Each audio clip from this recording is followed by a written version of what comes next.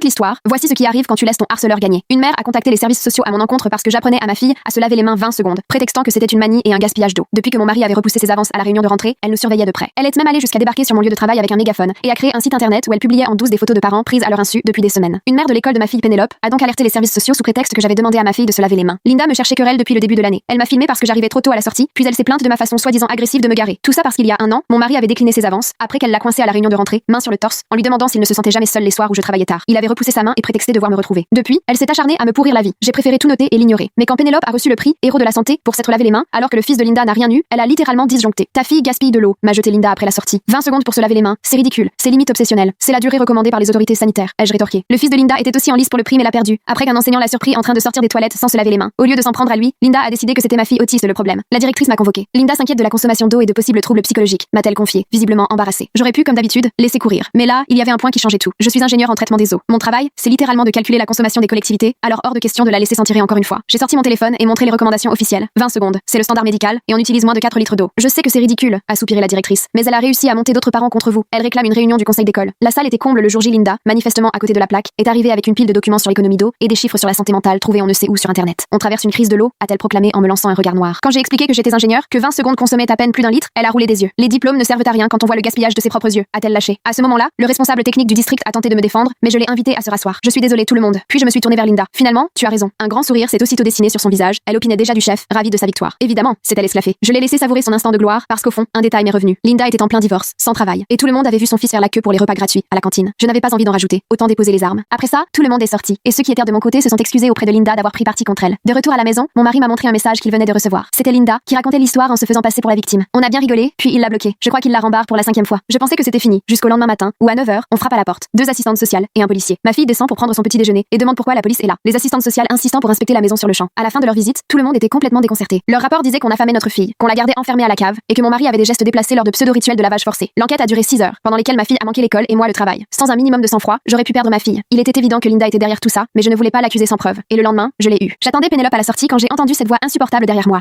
Découvrez l'histoire complète en cliquant sur la vidéo ci-dessous.